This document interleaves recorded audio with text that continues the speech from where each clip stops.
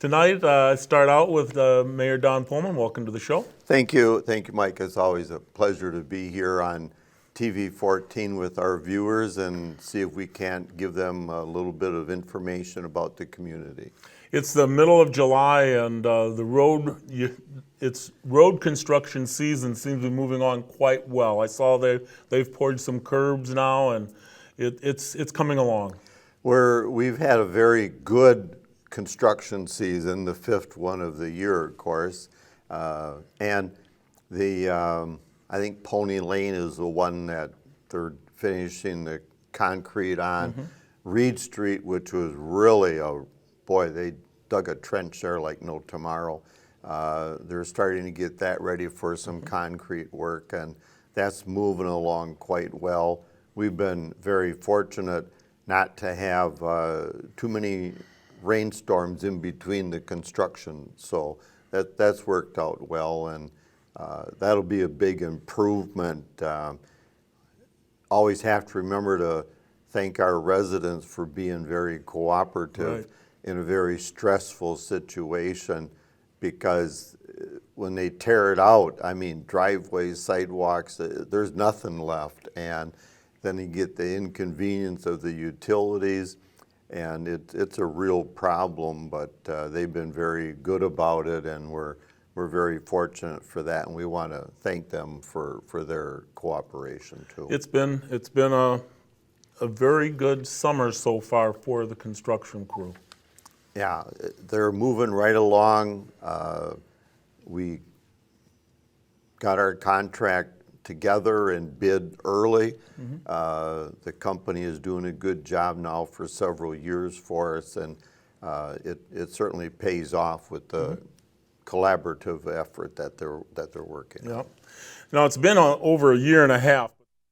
The authority has approved a revolving loan fund for Plymouth, and you're going to be bringing it up at the next council meeting. Can you give us some in-depth about that?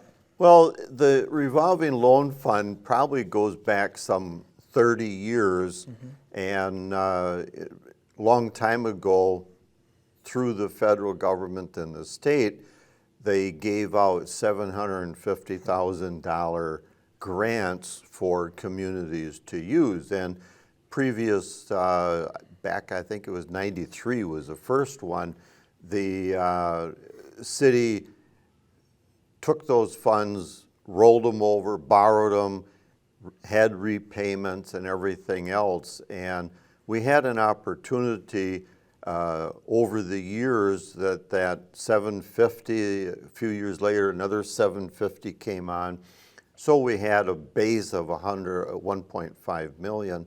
That grew to over 3.5 million, which has been tremendous for our community. And it was about 5 years ago, Washington and Madison decided to make some changes to the program. And there's two programs in the state, Two Rivers and Plymouth, that basically, because we were grandfathered under the original charter, had an opt-out clause to defederalize. When we chose to defederalize, we had to pay some premiums back to the state, which went to the federal. It cost us about $800,000. But it significantly reduced the requirements of the program. Instead of being federal OSHA, federal labor, federal everything, we now came under state law, which is much more locally controlled and advantageous to us. We still have about 2.6 in the fund, and that's been going through a rewrite, state approval, our city attorney approval, and that's taken now 18, 20 months to finally get all the I's dotted and the T's crossed, and we're very fortunate to have, after all of this time, a document that like you said, is coming to the council, very next meeting to get approval. We found a vehicle called the Redevelopment Authority, and we created that about 10 years ago to actually be the route to take in the chance that the federal government ever decides to pull the funds. Okay. So we were fortunate 10 years ago that we foresaw some of this strategy developing. Looking at other programs in other states, it's like, we need to do a redevelopment authority. Certain statutes allow that to have different flexibility within the program. We did that, we set it up. Probably the best example of the redevelopment authority was the purchase of the cheese counter building. The cheese counter. That we picked up off the tax rolls, and of course, look at what it is today. So those kind of things work through the redevelopment authority. We were able to push the revolving loan fund through that. The council still has final approval on anything that's involved in the city, but the flexibility by having this new package in place, we have probably 3, 4, if not 5 loans already in the basket, waiting for council approval to help grow, expand, retain their employees, and attract new businesses to the community. So it's a very worthwhile program. It's one that's worked very successfully over the 30-plus years that the city has had it. And it's been a tremendous advantage to us when we're talking to businesses of looking at locating below interest rate market loans. Generally speaking, we fill a gap between the bank financing and the personal financing. Like I said, low interest loans, and generally speaking, in 4 or 5 years, it rolls over and they look at financing elsewhere. But it's one of the rare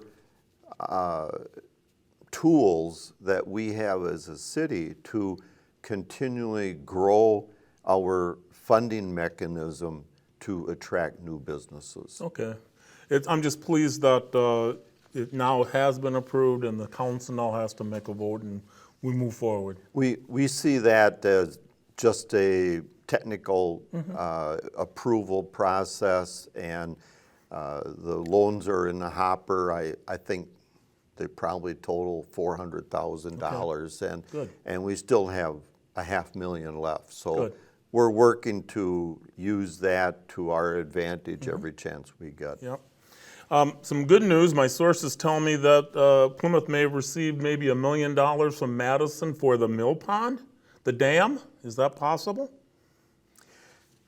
I have to compliment you, Mike, on your sources. Okay. You come up with with questions and answers that aren't too many people know about that. But I will confirm we did get $1 million in the state budget that the governor just signed 3 weeks ago, designating $1 million to go toward the rebuilding and repair of the Mill Pond Dam in Plymouth, Wisconsin specifically. Well, that is fantastic, but before we get too crazy about it, it's probably will cost over $3 million to really do it right and get the dam completed, et cetera, et cetera. It's not, this gets you started, but it's certainly not the end. Yeah, it's a good start. The DNR gave us a order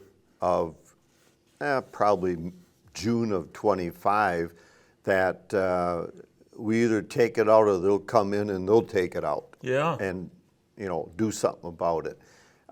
So we've been under a lot of pressure now for probably 4 or 5 years to make some changes, make some renovations, And of course, those all have to be approved by the DNR and the Corps of Engineers. So this is a huge, huge undertaking. 3 million, 3.5 is probably our cost, and this 1 million will certainly be a huge offset for us to how do we finance the rest of it. Yeah. And it's a nice coincidental timing in many respects because we're looking at the river corridor. I always refer to the Stair Lions Park on the east side of Stafford Street as one half of the river corridor. We're looking at next year, 24, probably going into 25, doing the second half of the river corridor, which would be from Stafford Street all the way down to Meyer Park, which is a tremendous opportunity for the city to once again grow and expand the downtown atmosphere and activity that's down there. We saw how opportunistic it's been so far. So we're looking at that project, which is again another probably $2 million, $2 million here, $2 million there. It's almost like change. But the Riverwalk is something that is It's special. used. Yeah, it's special. We can connect the dots, so to speak, Yep. with the Riverwalk and Meyer Park. Some of the investments that we've made at Meyer Park with the shelter and different things, these are all starting to come together. They're expensive, but I think this will put us over the top as to a financing package that, quite honestly, we've been struggling for a couple years because coming up with $500,000 or $1 million isn't an easy task. Right. And so we're very fortunate to have secured this state-approved grant for the city, and it's designated for the Mill Pond. So we're looking forward to it. We think it will finish off a lot of planning activity that's happened, and I look forward to it.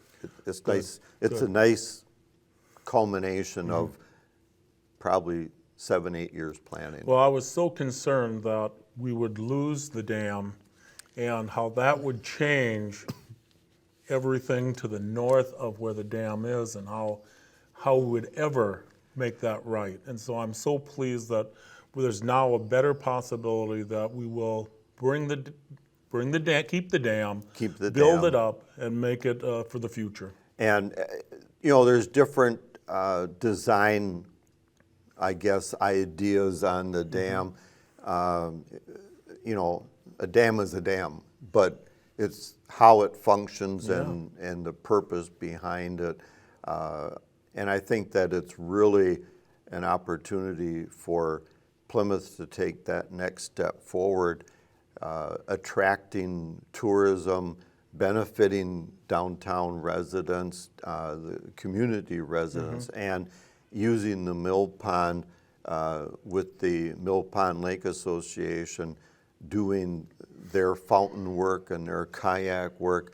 There's so many elements that are coming together, and I think that this $1 million from the state will really put us over the top, and it's makes me very happy. So Yes. I'll give you kudos to that one. You definitely broke that one. I guess before we close, we should be thanking the Chamber of Commerce. They've done a nice job in the last few weeks and everything happening in downtown Plymouth and around the city. We should thank them for all they're doing for Plymouth. The chamber is outstanding. The work that they do organizing events, even getting the timing, which is important, with the cooperation of the Department of Public Works, the city, the utilities. There's a lot of logistics that goes into that, And I think I've seen more cooperation in the past couple years than probably the prior 12 or 14 years. Everybody seems to have a vested interest in pulling it off. When it's over, within 2 hours, you don't even know it was there. I mean, the streets are clean, trash is taken away.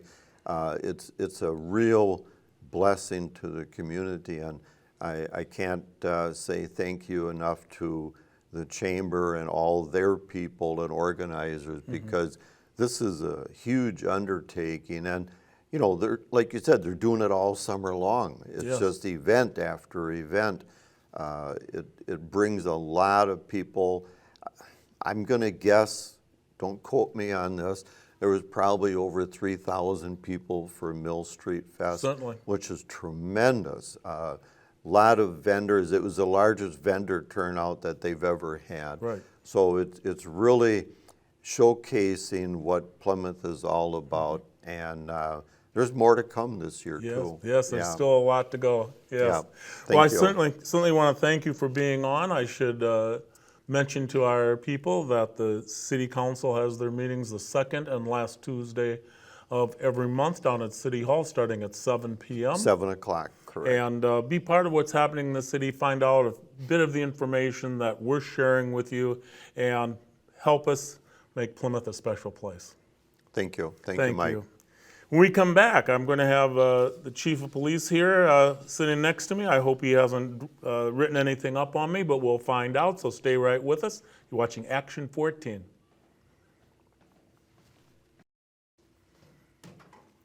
Welcome back to Action 14. As promised, I've got Chief of Police Ken Ruggles here with me. Welcome to the show. Thank you again for having me. You've had a busy introduction to the city. You have been on a very short time, and you've already lived through Cheese Days, Mill Street Festival. What are you learning about Plymouth? So again, as far as events and things, it's always nice to see vibrant events in a community. You know, as the mayor just said, it shows you the character of a community. When there's events that are going on, people are in attendance, there's fun things for families to do. It gets people out of their homes, involved in the community, and do things like that. So again, I'm seeing that's here. Obviously, people are enjoying themselves. They're coming to these events. You know, it's well attended. Mill Street, as I understand, was the best attendance they've had. Yep. Filled their vendor spaces, and of course now the discussion is what can we do next to even grow it more. That kind of a thing is obviously, it shows you that there's people engaged in the community, that they're vibrant, they want to be a part of it, and they want to do activities. You also got to have a little cheese at the Cheese Festival, didn't you? I did, yeah. I got to be one of the judges for the mac and cheese contest, and enjoyed that tremendously. Met a lot of people that night. You know, was introduced to some local people that have obviously helped Plymouth grow and become what it is. It was very enjoyable. It was some of the best mac and cheese I've ever had. Good. And you're still in the process of doing some training and some certification of everyone around? Yeah, it's for myself personally. Obviously, there's a transition to be a chief of police, no matter where you are. But having come from outside the state of Wisconsin, from Illinois, there's a whole process that has to be followed. For me personally, I have to apply to the Training and Standards Bureau of the Department of Justice for Wisconsin, list out my basic training, the things I've done over the years, and get their approval to go through the certification process.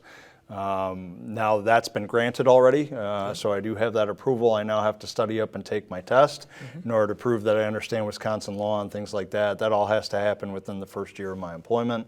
So I'm currently studying and hope to get that done before a year transpires. But obviously there's other things that have to be done. I have to learn the agency itself, all our policies, procedures, our personnel. Key, as we had talked the last time I was here, this is a people business. Law enforcement is about people. Without people, there's no need for laws or for law enforcement. So. And that comes inside the department. That has to do with the officers and the personnel working for us. Obviously, I have to learn the city government and all the players in that process that I need to learn, and the processes that are followed, everything just down to even paying bills, right, for the police department. There's a process that has to be followed, and I have to learn all those things. And then, of course, the community itself and the people that live here, you can't know a community or represent that community in a positive fashion unless you understand the people that live here. And so those are my top priorities as a new chief. But now you're also learning about Plymouth because you've moved in now. I have to the area. I'm not quite in the city limits, but just outside. And my wife and I are enjoying coming into the city and doing as many of the events and functions as we can. You know, again, that was expressed to me in the hiring process. We want a chief here that is engaged in the community, and so to fulfill that obligation, I am trying to be as many of these events as I can. So. And of course, also your staff has to. They've been very busy with the events happening, and we have done. Yeah. And it's not the end yet. There's many things coming. We have a number of events coming up. I know August 11th. There's a Cheese Capital Jazz and Blues. It's unbelievable. It's 19th annual. I think we've almost done it for 20 years, and we will have a huge crowd going from place to place to place at night. Okay. So it is a big step for Plymouth, and also a big step for you. Right, and I don't think there's any road closures with that, so all those pedestrians and people downtown we have to be aware of and watch out for the safety of those people. That's right, no parade. No parades this time. So, and then my understanding, August 18th, there's the wine walk. That's also true. So that sounds like an interesting time. And then, of course, we get into September in the Sheboygan County Fair. And the Sheboygan County Fair is probably the largest item that your staff, as well as Plymouth, has to take care of. Correct, yeah. We can talk about having the races every Saturday night, but when you have the county fair, and it's 4 or 5 days in a row of a huge crowd, and activities happening from morning until late in the evening, it's got to be tough on you. It's I'm getting an earful on it right now. Like I said, this is a learning process. I have never attended the Sheboygan County Fair previously, so obviously I have a lot to learn. I've been out to the fairgrounds a couple times now, touring it, trying to make sure I understand in my head the layout of it, just in that general area. But it incorporates everything. It's not just the events going on, but obviously, over the last few years, there's been tragic events over the country, and so one of the things I'm very concerned about right now is focusing on the safety and the security of this event, making sure we have the adequate staffing, making sure that we have things covered just in case, God forbid, something like that were to happen. How do we respond to it? How do we try to prevent it in the first place? And then, should it happen, what do we do? So we're actually going to be doing a training exercise on the fairgrounds August 29th. So literally right before the fair starts. It will be closed to the public, our section of that. We're going to be doing some training that we don't necessarily want anyone in the area for. We're going to control who's there.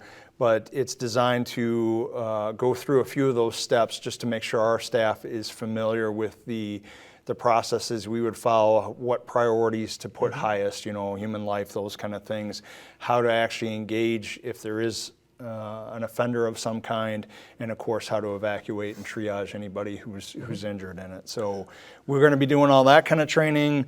We're having meetings regularly right now to set up that event. Actually, I have a meeting tomorrow with the Fair Association and their organization to make sure we're all on the same page. So there's a lot going into this, and again, my chief concern is not just the safety, but obviously it impacts traffic, parking, everything in the rest of the city. And so there's a lot that the fairgrounds obviously are going to be the focus of it, but just in that small area around the fair, those people are impacted every day of the event. And then of course, people are going to go to restaurants and places to eat, and some of the bars in town. They're going to partake of other things in Plymouth, and in doing so, we have to be prepared for that additional traffic all around. Yeah, because parking, they'll be parking off-site in a bus driving people to the fair. Correct. And so that's part of it, is parking in another area that's a couple miles away. Correct. And then also getting back on the bus, et cetera, and but the fair is so important to many of the clubs and organizations in Plymouth that make most of their funds From that event. from that event, the Sheboygan County Fair. So it's big for Plymouth, and but it's a tremendous tax on you and your staff to be there, have someone available and around all the time. All the time, and in fact, it's not just our staff, the fire department as well. Absolutely. Orange Cross Ambulance Service, you know, the entire city resources that are brought for this event and have to be organized. And just like you said, having somebody available that something doesn't quite work right or something changes in the plan, then, you know, being able to adapt to it quickly, and that's all part of this. So contingency planning is another aspect. Yeah, when you've got the jazz crawl coming up on the 11th, you've got the wine walk, you've then got the fair. It is still a lot happening. A lot of activity in Plymouth, Wisconsin. Yes. For summer yet. I'm looking forward to it, though. It's going to be fun. Good. So, well, I want to welcome you back again to Plymouth, Wisconsin. I hope it all goes well for you, and you're going to find, I'm telling you, that the people in Plymouth are so welcoming that you will enjoy learning what Plymouth is all about. already, it's been a good time. Good, So, good. Thank you again. When we come back, I'm going to try to have some art people talking to me about this Cheese Capital Jazz and Blues Crawl coming up, so stay right with us. I think Donna's coming to talk about that in just a couple minutes, so stay right with us. You're watching Action 14.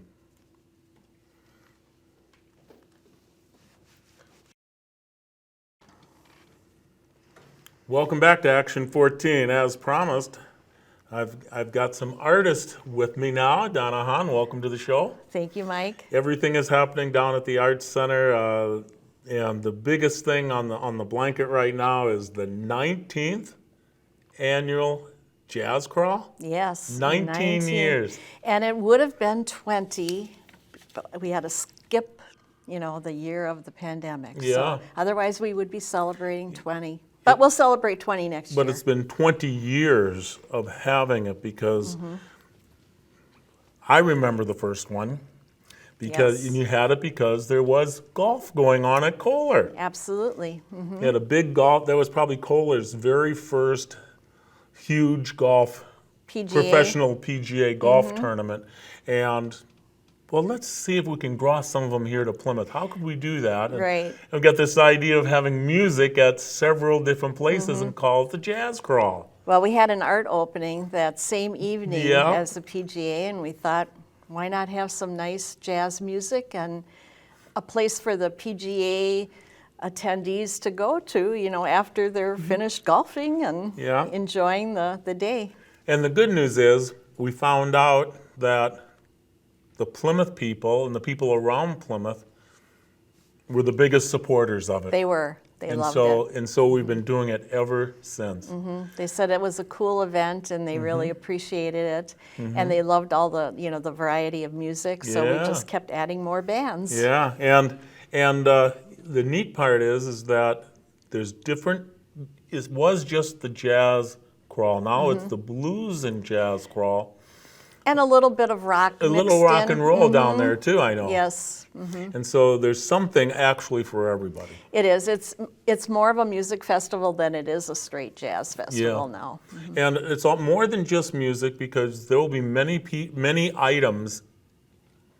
You go down early, you go inside the Arts Center, and there have been many items that you can put your name on and put a little bit of money next to it, that what you will pay for it, and a silent auction. Silent auction. And that's a big Yes, item. Yes, we usually have, you know, 3 or 4 tables full of baskets and, you know, all kinds of other gifts. And then our walls are filled with original artwork. Yes, that you can put your name on. And yes, I've brought a few things home.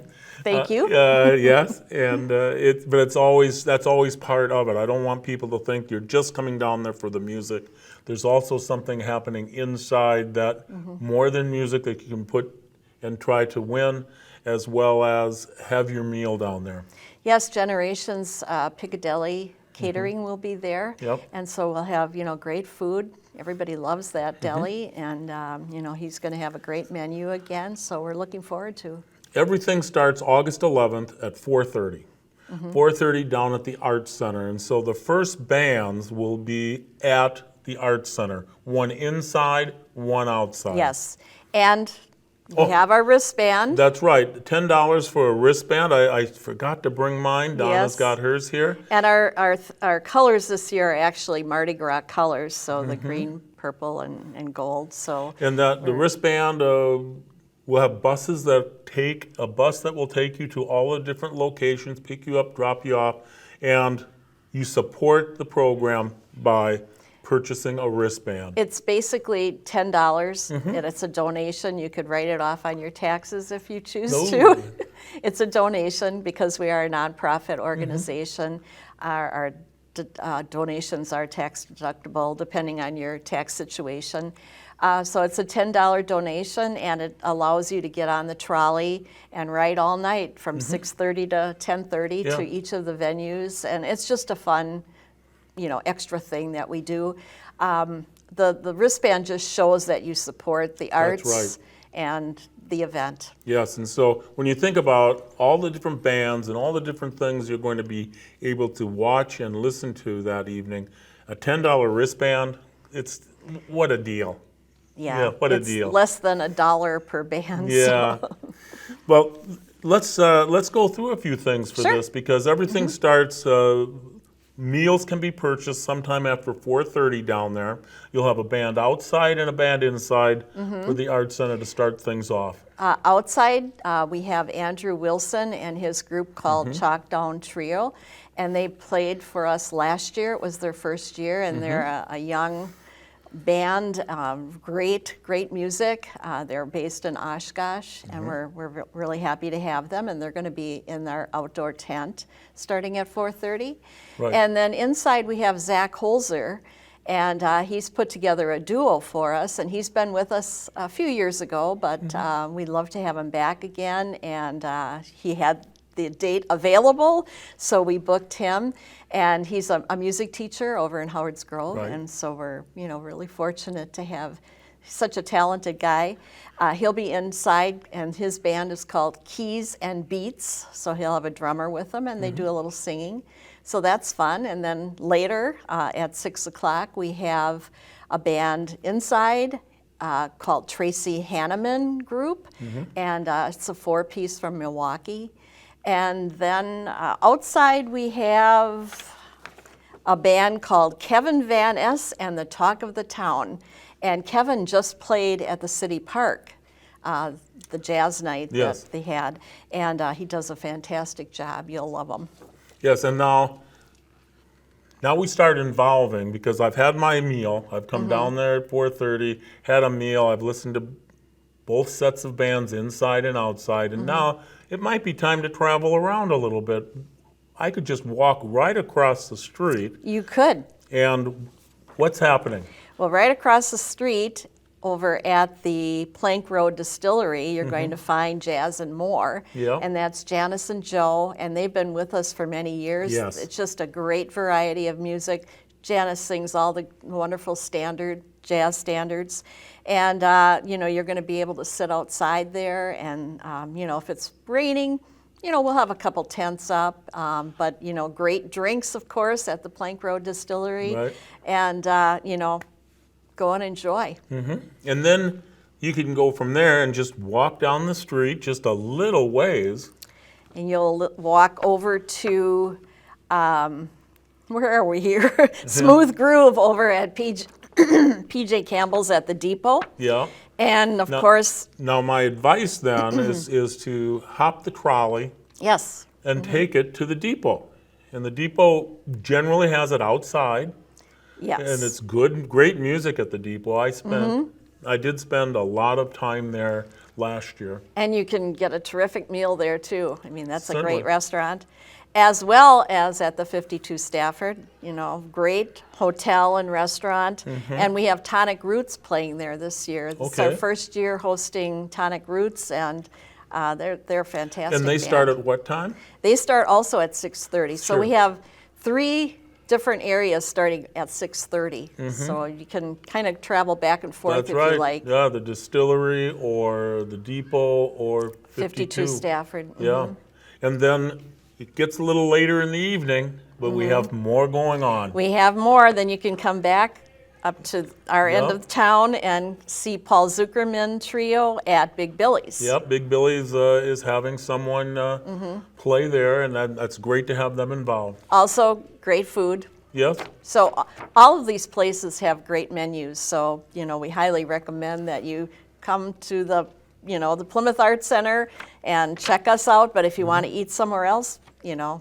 everybody has food. Yeah, and so you go to Big Billy's, and then there's a couple more places yet. Yes, and then you can travel down to Antonio's because at Antonio's we have Sky House playing. Yes. And this is Keith Obler's band. Fantastic music. There'll be a great crowd there.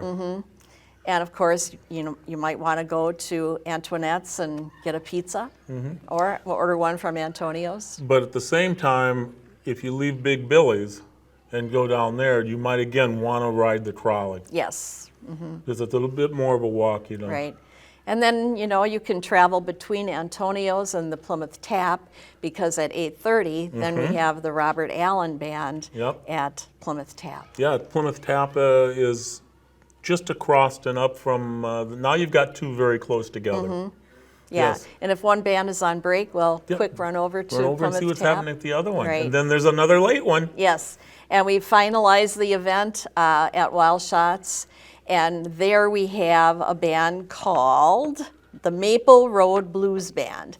And they're very well known in the West Bend area, and they just played at the theater in West Bend, and we saw them and thought, hey, this is a great band. Yeah, So from Antonio's, you'd hop on the trolley and take it on back. come back to Wild Shots and finish your evening there, Yeah. and then the trolley leaves at 10:30. So Yeah, and I'm getting tired before Yeah, then anyway. right. Yeah, but it's such a fun time to play that you have enough bands and enough locations to satisfy everybody's. yes, it's a great taste. variety.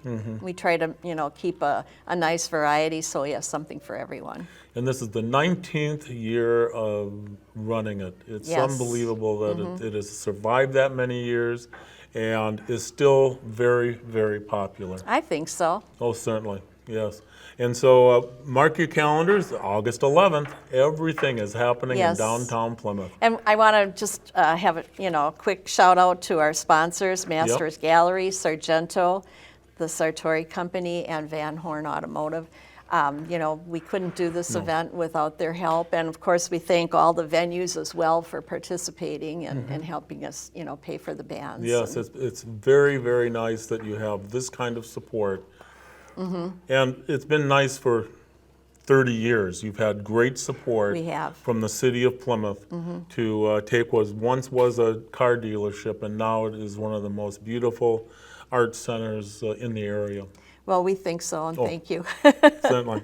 I wanted to also mention that we have an art show opening that That's same right. evening. That's happening that evening. You're going to Yes. actually open. So a new art show in the other room will be happening. Yeah, in our gallery we have Harmony and Dissonance, and it's a group called COPA, which stands for the Coalition of Photographic Arts, and they're based in Milwaukee. They were founded in about 2004, and they have a huge membership, and this is one of their juried shows. So they'll be opening their show in the gallery, and then the following Friday on the 18th, Yep. we'll have another party, and we'll have the reception for those artists, and you can come in and meet them. Some of them might attend the Jazz Crawl evening, but what we found is that the Jazz Crawl gets a little hectic, and the artists kind of get overlooked. So we want to, make sure that we give them all the attention that they need and like. Yeah, So, we want to have another party, so we'll have it the following Yeah, the Friday. Jazz Crawl is the 11th, and you can see the new Yes. display, but the actual party for this new item down at the gallery is Friday, August 18th. Yes. Starting at 5 o'clock, from 5 to 7:30. Yes. You'll have a band there too. And we have a band, yes. And actually that band played in the Jazz Crawl last year. And, you know, they couldn't make it this year, so this was coming another a week option later. for them. So, Yeah. You've got so many things happening. You just got done with Kids of Wisconsin, and it was very Yes. successful. Very busy summer for you. it More has things been. happening. It has been, and we love it. Yeah, it is right. It's just that we have your people have taken the Plymouth and made it a bit of an art. Art community. We I like hope to so. call it an art Yes, community. let's do that. Yes. Okay. Well, I thank you very much for coming in. Mark August 11th on your calendar for the Jazz Crawl. It starts at 7:30, runs till midnight, and then mark August 18th for the grand opening of the new art show down at the Arts Center. Many things happening in Plymouth, and we can guarantee the Arts Center will have some things going on. Thank you. You're welcome. Thank you. When we come back, I'm going to have Dan Mella, Superintendent, talk about getting ready for the new school year. Stay right with us. You're watching Action 14.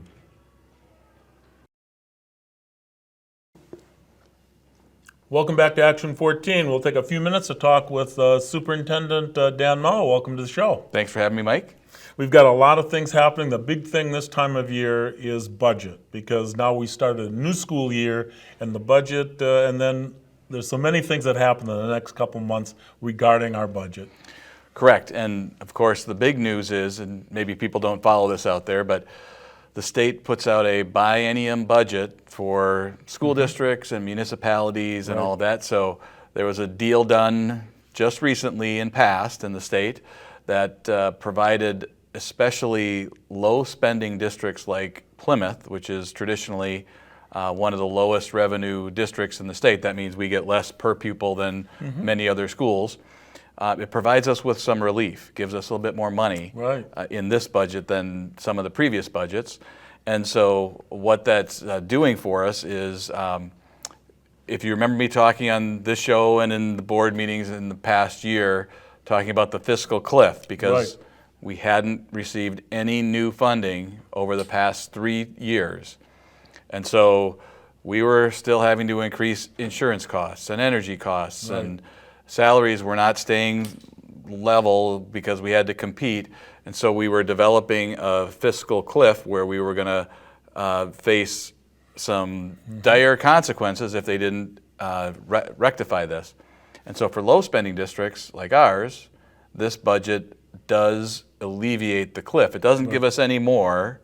It just kind of gets us back to where we should have been had they been funding adequately these past 3 years. Right. Which is, it's still good. I'm not saying that it's bad at all. Right. I'm happy that it happened.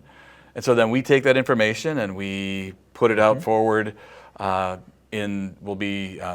we present it to the board preliminarily, but it's only in October where the annual meeting occurs. Right. And then citizens get a chance to come out and everybody can cast an advisory vote as a citizen. And the board still makes the ultimate decision, but citizens do have an advisory vote chance at that time and discussion and those kinds of things. But so yeah, all of our facility needs, all of our any changes to salaries, any increases in insurance costs, all of those things are on the table, and so that's presented to the board. Right. And you can provide some good news to them that we have a few more dollars to work through some of this.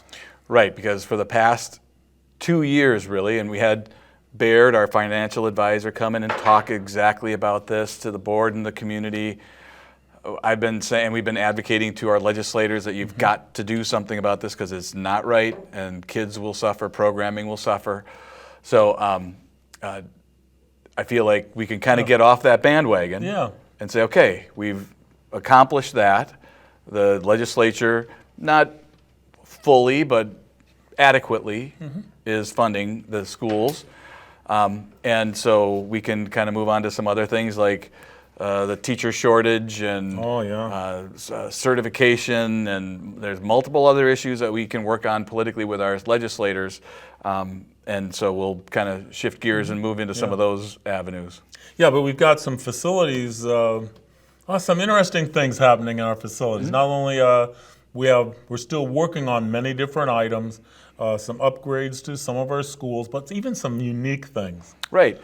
Yeah, like we've our air conditioning unit, the $500,000 air conditioning unit that will be going in December. Yeah, in December. But a couple other things. So we, in the last referendum, we upgraded the entryways to both Parkview and Fairview. Yes. And Riverview had already been upgraded, and the high school.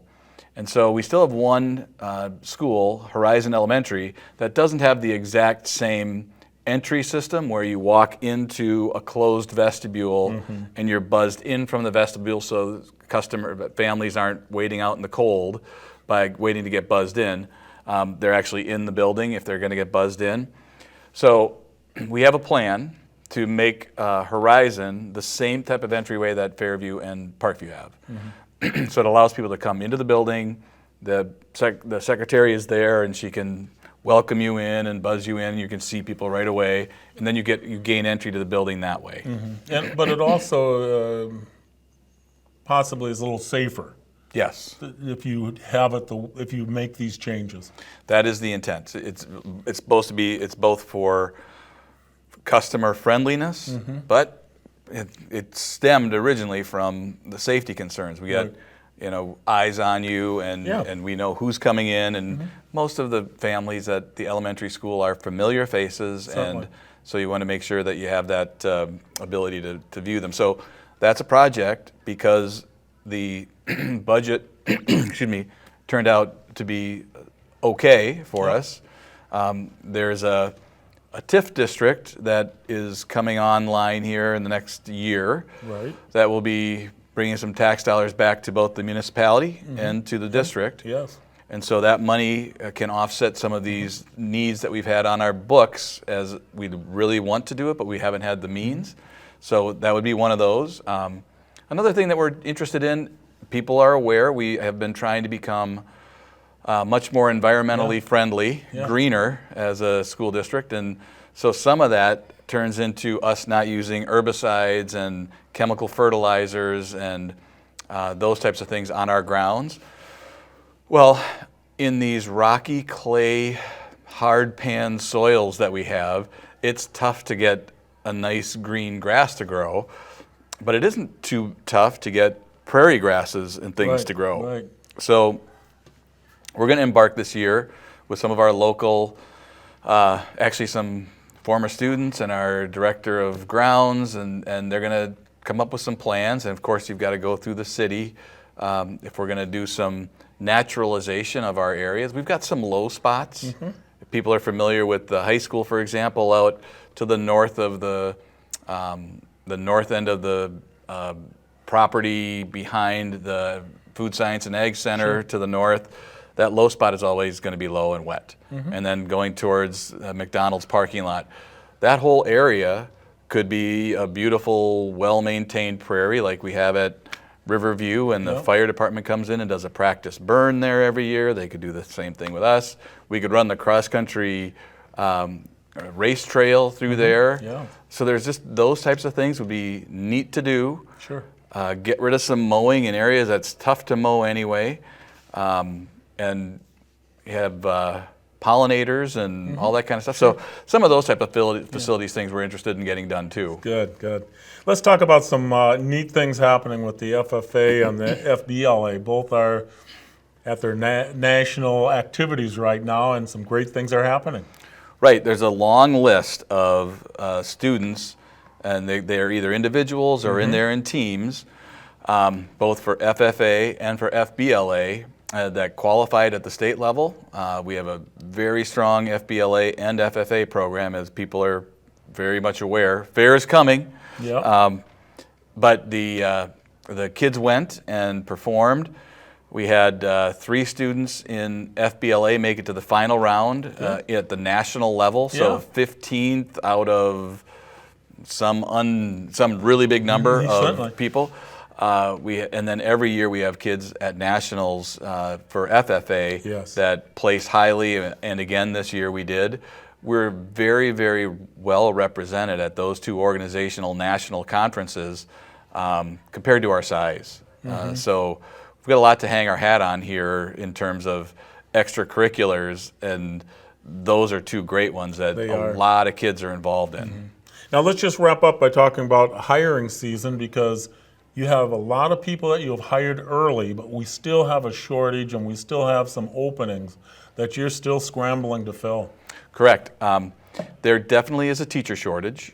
People out there that own businesses know that there are shortages in lots of areas, but the teacher shortage has become kind of critically acute here recently, especially in some areas like special education teachers. Right. Believe it or not, English teachers, like high school certified English teachers, are impossible to find. We've had one that we've been looking for about 6 weeks, and to date we have 0 applicants. So there are avenues for us to kind of find and work with people. We've developed relationships with UWGB in Lakeland to do some internships. We've got one of those starting this year. People are having to get super creative in how they're getting some of those critical positions. And we are too, and I think we're kind of a leader a little bit in some of it. We're the first one around in Sheboygan County that's doing these internships with Lakeland. I believe Sheboygan is doing a couple too. But regardless, we have 3 to hire yet, and we're doing our best to try to get those people hired. So, and there's just more movement. Right. Because there are fewer and fewer teachers and fewer school personnel, so people do have more options to go places, which, back to our earlier point, it's economics. When supply is, when demand is high and supply is low, prices go up. Right. So that all affects our budget as well. And that's, and plus there are so many job openings, possibly taking some of our teachers out of education. Oh, yes. That can really be critical. Right, we had a social studies teacher leave last year in the middle of the year, and I talked to him this morning, and he told me for his job, his boss, his manager, told him there were 40 other teachers that applied for that position to be an adult educator in a corporate setting. Double the money. Yeah. Yeah. Well, I know you've got a lot of things still to take care of, but it's looking pretty good. We're Coming getting there. down to the end here, with football practice is August 1st. The first game is a month away, and then we start up with the new school year. It's kind of like pitchers and catchers report Yeah. for spring training. That's Yeah. where we are in school right now. It's That's like right. a week to go, and then parking lot's going to be full again. It's going to be a busy time for the next 4 to 6 weeks, but school is just around the corner, and we will be ready. We'll be ready. All right. Well, thank you so much for being on. Thanks for having me again. I should tell everybody that the school board meetings are the 3rd Tuesday of every month, 5:30 here in the high school amphitheater. And be part of what's happening in the school and find out how you can help make Plymouth School District one of the best. Thank you. Yep, thanks for having me. And until I see you next time, I'll be seeing you on the radio. Bye-bye.